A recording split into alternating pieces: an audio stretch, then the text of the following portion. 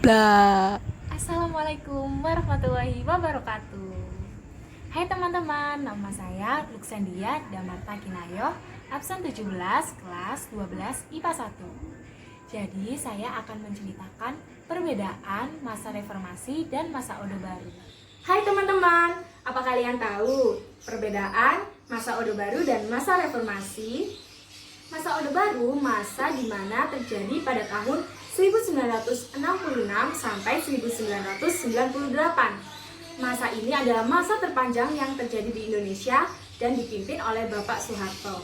Sedangkan masa reformasi adalah masa setelah masa Orde Baru sampai saat ini.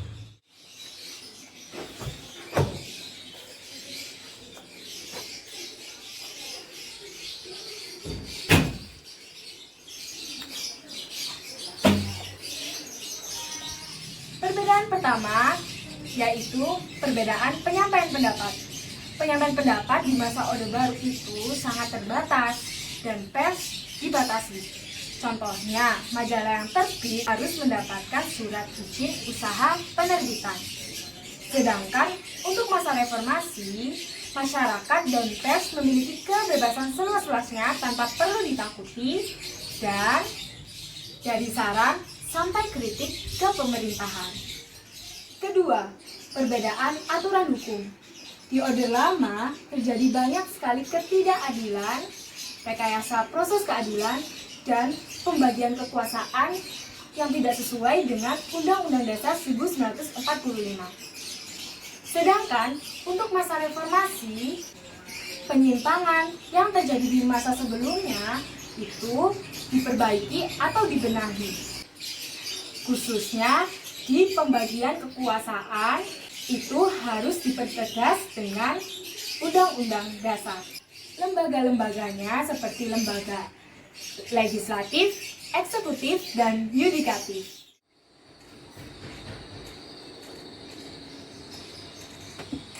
Ketiga, ekonomi. Pada masa Orde Baru, ekonomi pada saat itu menoreh prestasi loh, khususnya di bidang pertanian. Tetapi sayangnya merajalelanya KKN. KKN itu korupsi, kolusi, dan nepotisme. Dan juga kesenjangan ekonomi semakin melebar. Untuk era reformasi, pemerintah membuat berbagai kebijakan untuk keluar dari krisis ekonomi. Namun sayangnya ketimpangan jauh lebih tinggi dari sebelumnya.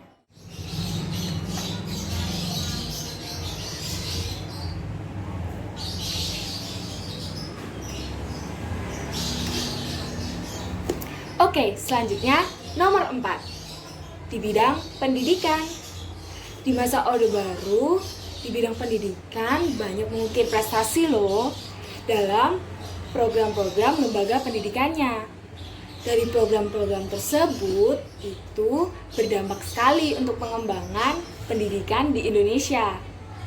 Tetapi untuk kalangan tertentu saja. Sedangkan untuk masa reformasi, semua lembaga-lembaga pendidikan, program-programnya untuk semua kalangan, termasuk etnis Cina.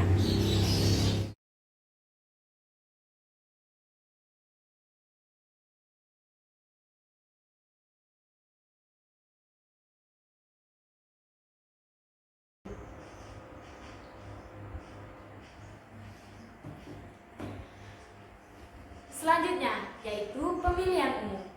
Pemilihan umum pada masa Orde Baru tidak berlangsung bebas, adil, dan jujur. Malah ada keterpaksaan dalam pemilihannya. Untuk era reformasi, malah sebaliknya. Pemilihan terjadi secara bebas, adil, dan jujur. Rakyat bisa seluas-luasnya bebas untuk menyuarakan suaranya.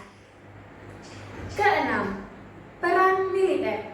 Peran militer pada masa Orde Baru memiliki lebih dari satu fungsi yang sering dibilang dwifungsi ABRI.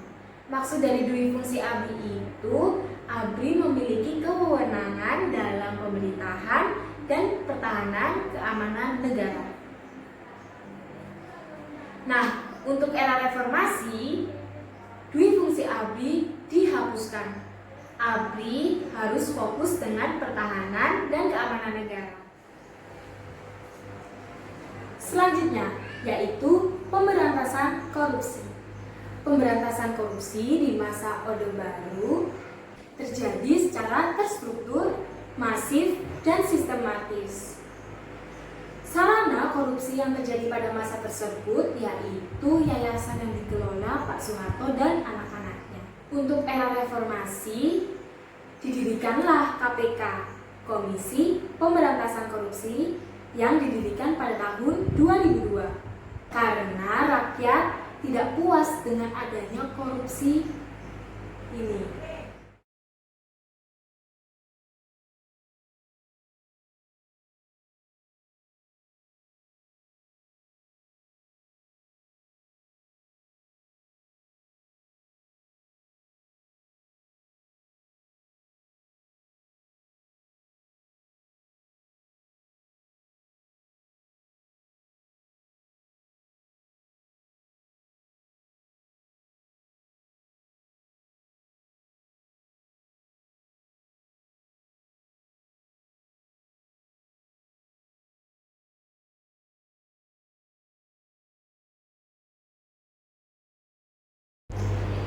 Ekonomi pada masa Orde Baru, segi ekonomi di Indonesia adalah masa-masa keemasan.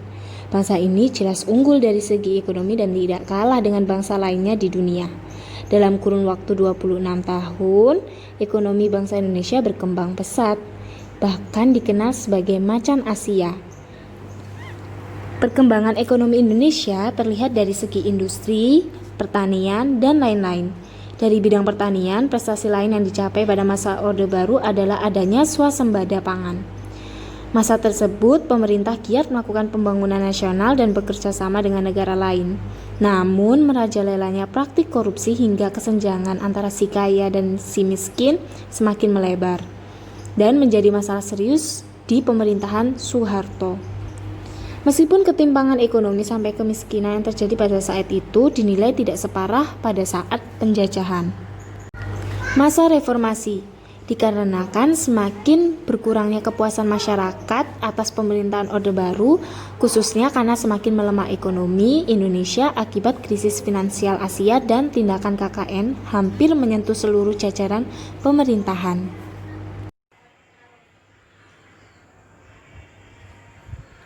Sekian dari video saya. Maaf bila ada salah kata karena saya juga masih belajar. Sekian, terima kasih dan sampai jumpa. Wassalamualaikum warahmatullahi wabarakatuh.